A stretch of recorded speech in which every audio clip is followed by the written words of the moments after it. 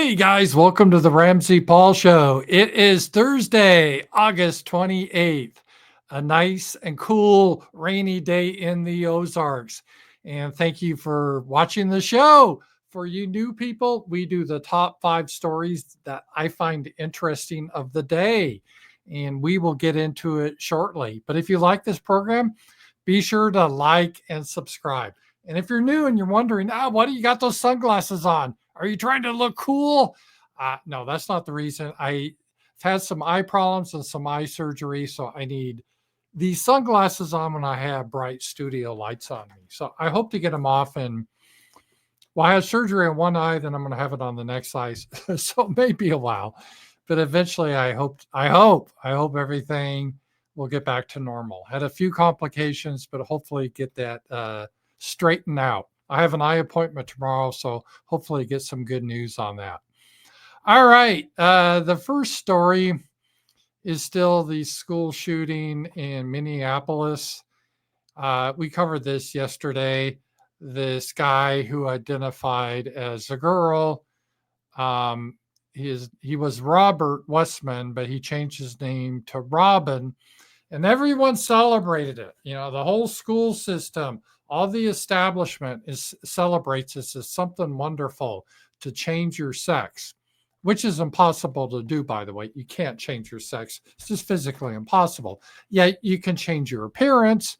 You can cut off your penis and testicles, and you can take hormone therapy and grow long hair, but that doesn't make you a woman. No more than sticking feathers up your ass makes you a chicken. You just can't do it. It's very destructive. It should not be definitely done with children. But I think he started this process when he was 17, when he had his name legally changed. And it's interesting, a lot of these people, they have a lot of mental issues, obviously.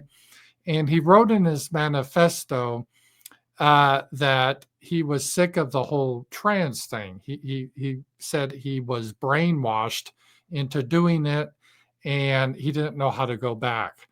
And he was tired of being trans. He wanted to be what he was, a boy.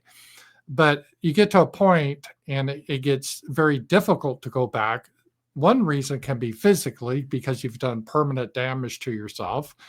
And then the so-called community tends to be very hateful. They do not like to see people to go back, because then their narrative is, you're born in the wrong body. It's science. It's science. You're born in the wrong body. So this is just correcting. This is gender affirming care to get back in your own body.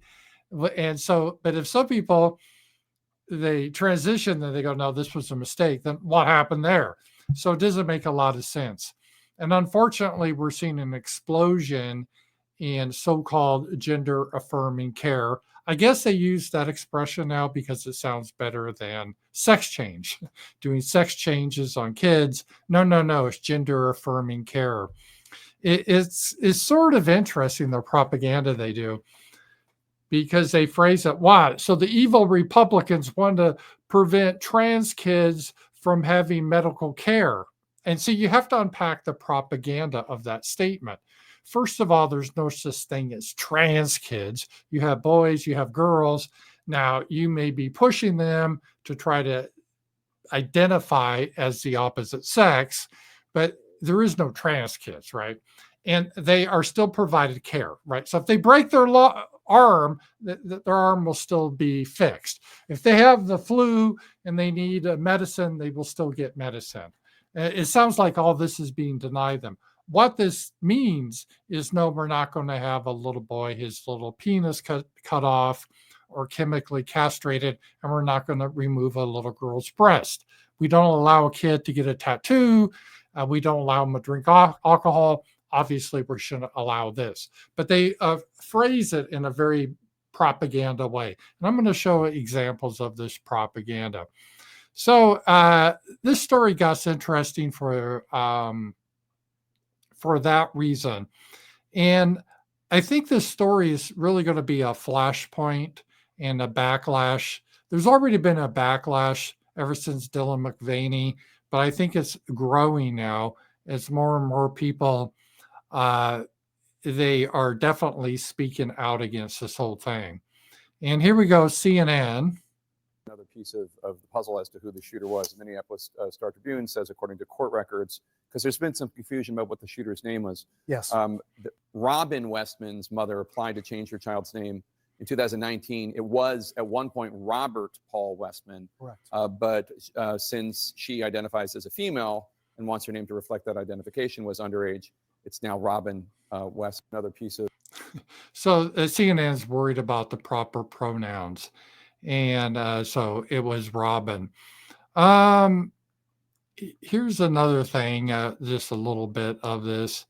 And this was on Jesse Waters about, they're talking about this whole stuff about the whole gender identity and all this propaganda that we've been. These kids, they were not. Yeah, so I actually participated in medicalizing young people for almost 5 years. And what I saw was that we were harming these kids. They were not getting better. Often their mental health was getting worse. We were tearing apart families. And we also have to recognize that gender ideology tears apart other facets of our society. It tears at sports and families and safety for women and safety for families and kids. And so the ideology as a whole, to me, just became something that I felt like I was participating in harming the exact same patients that my job was supposed to be to protect, to make them better. I was making them worse. Yeah. So this is what we've seen here. And invariably it's a mother that will take her son and say, oh, he's really a girl. And they put a lot of pressure on this. And obviously it's extremely harmful. I think it should be illegal for anyone, but especially children. The doctors that do the so-called care should be arrested. It's just horrific that this sort of thing would happen. We're born male or female. That's biologically. All the rest is just some silly Gnosticism, really, is what it is. It's this weird supernatural belief that you can be put in the wrong body. And it's obviously it creates huge mental health issues, as we've been seeing here. And I kind of got into a debate with someone, because what happened is the mayor of Minneapolis, he did the usual thing. Well, he condemned people praying. He kind of mocked prayer. So it's kind of like, what good do your prayers do? And obviously he's not Christian. He's of another group, you can guess. And then I brought it out. I'm like, well, what happened here is, because JD Vance posted about this. And I said, well, this guy's not a Christian. He's anti-white and he's anti-Christian. You can obviously see this. And you can understand because of his identity. And then I got to push back this guy. Oh, why you bring up his identity? What's that relevant? Well, we're not going to play those games, right? I'm done playing these games. We got to hold other people by the same standard we're held to. What happens, let's say in Dylan Roof, or remember St. Floyd when he was killed? Oh, race is a big issue then. So if the attacker is white, the media immediately brings up the racial issue. Not only that, all white people were supposed to feel a collective guilt because one of our own did something bad, right? And that's the formulation. However, if it's a so-called protected group does a horrendous crime and you bring that up, they're like, oh, how is that relevant? How is that relevant? And I'm like, well, it is relevant. When you start to see a pattern, this does become relevant. Who are these people pushing this ideology, and what is the reaction? And we can no longer do this double standard where we as a people are held to one standard. So if one of ours does something wrong, we're all collectively to blame. And the media and the government, they're always quick to point out that the bad guy is white. But if, say, a black guy or someone that's into some weird sexual perversion does an evil crime, is considered wicked for us to notice that. And the media runs with this all the time. And it's sort of the Ann Coulter rule as a joke. The longer the media waits to release the name or the identity of the killer, the more likely the killer is not white. Because if it's a white guy, they release it right away. He's a white guy, and they bring up all this, oh, white people got to feel guilty about this guy. But if it's someone else, oh, no, then that's just not relevant. But in this case, it was relevant. I mean, you can make the argument sometimes it wasn't relevant, but in this case, we know it was relevant because we have his manifesto. And he hated Donald Trump. He hated Christians. He was targeting school children that were Catholics. And this is something that I don't know how you could get away with. And we have to point this out here. A couple of other things, good points about this. And this isn't a one-off. This one guy I follow on X, Andy No, I believe you pronounce his name, but he went on Reddit, and there all the trans leftist accounts all over social media are celebrating the shooting and killing of children at the Minneapolis church by a trans gunman. They believe it is revenge against Christianity because, again, they hate God and the Trump administration for not allowing transitioning children. Because you remember Trump said, no, you can't do sex changes on children. That's barbaric. And so, and also if he defines sex as biological, which it is, they want to live in this fantasy world. And if you don't agree with them, they advocate, or at least many of them, violence. And this is part of the problem that we see. And then finally, an example of the media bias. There's a lot of people, I guess normies, I didn't realize that people don't follow social media. They assume this shooting was some right-wing shooter. I'm like, how could they assume that? But here's an example of how the media spin things. Let's take a look right here. 23-year-old Robin Westman was able to leave what police called a video manifesto that they're now going through to try and establish motive. And again, 4chan found this manifesto. He left it on YouTube, and I saw it before YouTube brought it down because once YouTube found out about it, they deleted it. But thankfully, people saved it.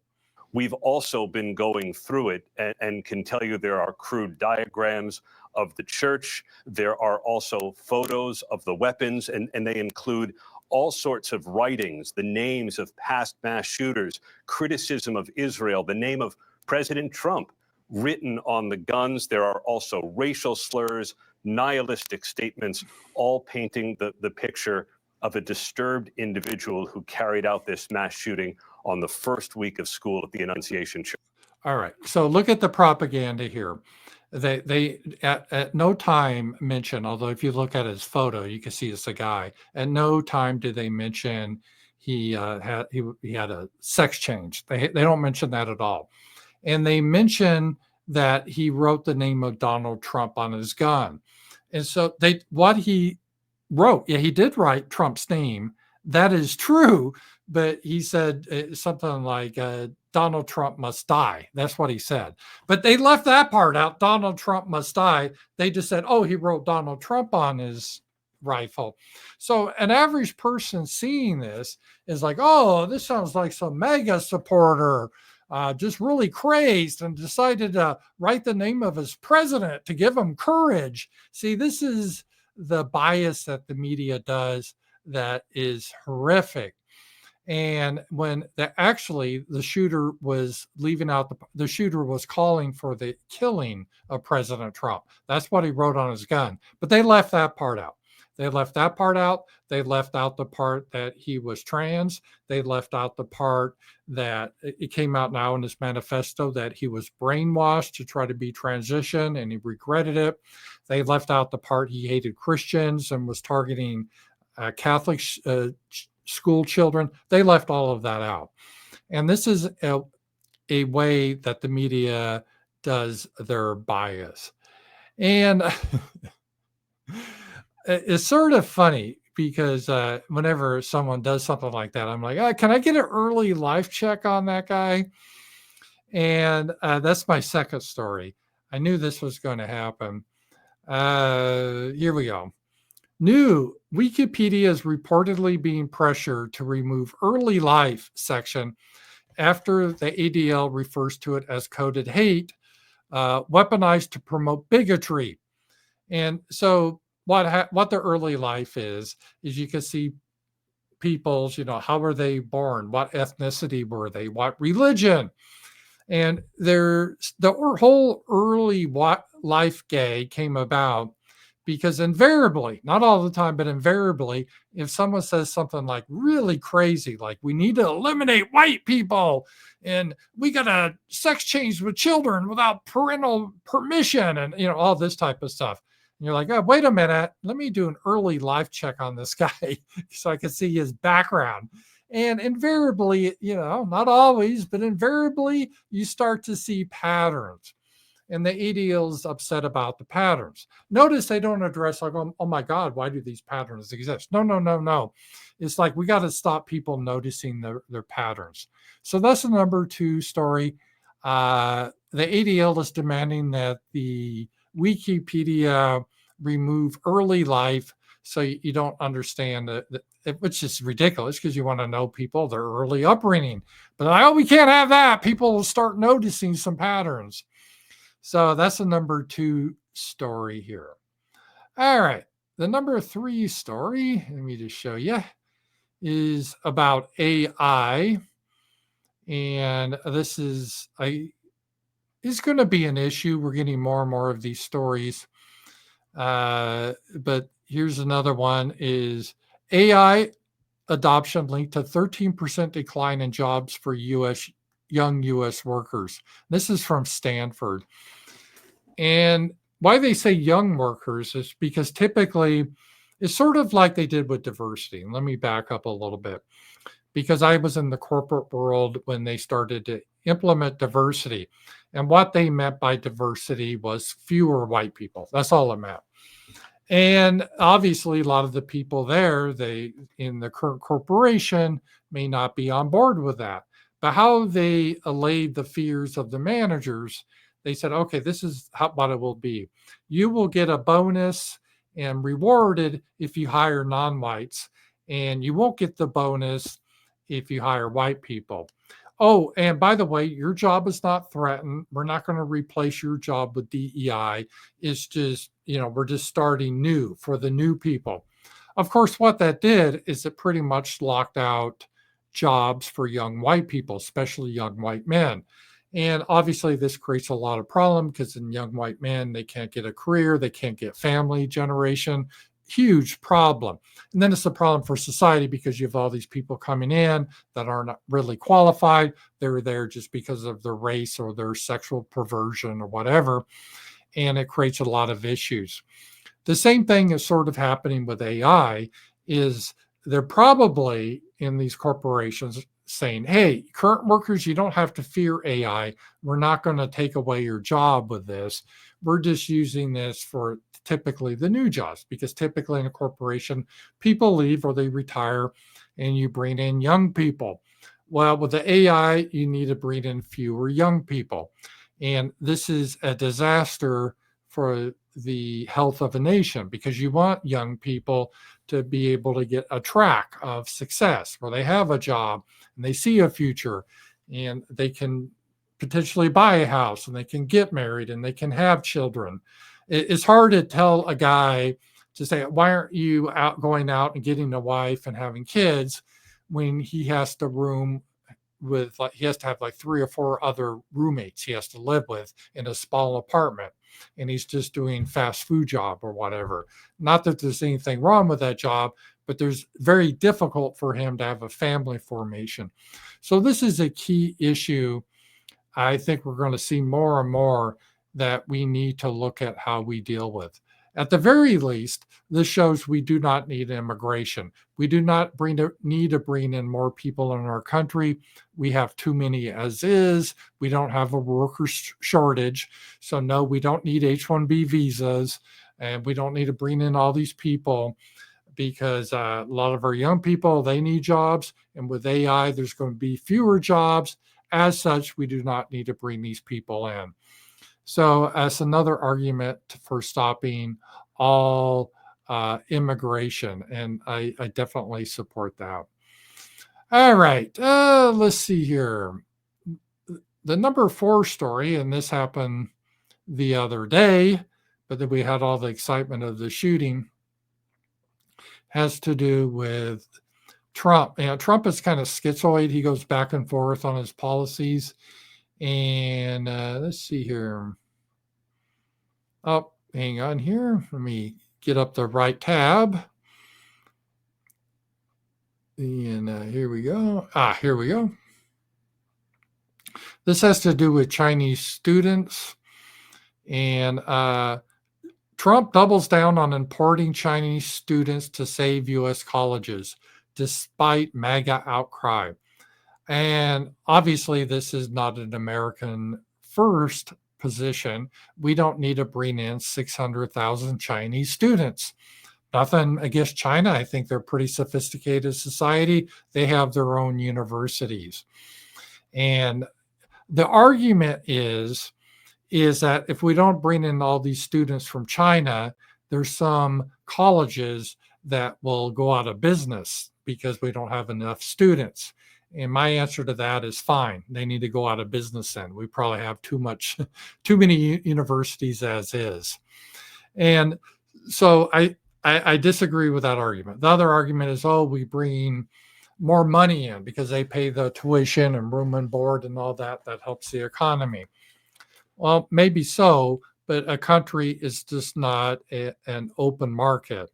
We are a homeland, and that comes before the economy. So even if it should help the economy a little bit, I do not want this. And I don't think most MAGA people or most Trump supporters want this thing. The other possibility is it could be part of his negotiations with China and trade deals, because you notice, even though he hit trade sanctions on India for still trading with Russia, although there's a lot of loopholes. For example, the sanctions that he put on India or tariffs, they don't cover IT, unfortunately, or anything like that. It's mostly the gemstone industry. So it's real narrow. But China, he hasn't added any more tariffs, even though China buys a lot of Russian oil. And again, there's some just realities. We need a lot of stuff from China, including rare earth minerals for our weapons and our industry that we don't have in the United States. And we get a lot of consumer goods from China. And I don't think Trump wants to see a situation where there's shortages of finished goods in America. I agree we need to transition from our reliance on China, but that needs to happen over a period of years. Can't happen overnight. So Trump is being very careful with China, and part of this 600,000 students thing could be a negotiating ploy. But I still oppose it. We don't need that. And finally, story number 5. I thought, when I see this, I think, this must be some anti-Jewishite. It's a parody, right? And anyway, the Beverly Hills School District, they are going to require the Israeli flag to display on all campuses. And I would assume Beverly Hills is still part of the United States, and we should just fly the American flag. But no, we're going to fly the Israeli flag, the ethno-state for Jews, which, by the way, ethno-states they consider evil for any other group. This is, again, I don't have a problem with Israel, but this is shocking that this would even be considered, let alone done. And my view now is, hey, I guess it's just more honest. At this point, I'm like, let's just bring down the American flag at the Capitol and let's just raise the Israeli flag. Because let's face it, that'd be more truth in advertising. Our politicians like Lindsey Graham, Tom Cotton, Ted Cruz, they are controlled by a foreign power. So why pretend, right? Let's just be honest about it. We no longer control this country. There's a government, a foreign government that is controlling our government. in an occupational style, let them put the flag up. I think it's just more honest that way. So I'm not that upset about it. I think it just kind of really shows who controls things in this country. Even the most dumb people will start to notice that. So guys, thank you very much for the watching me today. And again, I hope to get these sunglasses off. I hope to have my vision restored pretty quick. But the number one story was some more revelations about the mass shooter in Minneapolis. Turns out in his manifesto, he was resentful of being brainwashed to transition, and he regretted it. And he was just very angry at a lot of things, which I can understand, but that doesn't excuse his actions. The second story was the ADL is demanding that the early life section be removed from Wikipedia because too many people, when someone says something real hateful against white people or Christians, too many people are learning to go to Wikipedia and saying, hey, who is this guy? What's his background? And they're starting to notice patterns that the ADL doesn't like. So the ADL's answer is to censor that. So Wikipedia is pretty left-wing. They will probably go along with it. Number 3 is the AI threat to young people. There's a lot fewer jobs now for young people because of AI. Number 4, despite the fewer jobs, we're bringing in 600,000 Chinese students in America. Again, I have nothing against the Chinese, but they don't belong here. That's outrageous. And then the final story is a school district, the Beverly Hills School District, has voted to fly the Israeli flag over the campuses. This is an American school district. Pretty wild. So guys, thanks again, and be sure to like and subscribe and share this to your friends, and I will talk to you guys later. Bye-bye.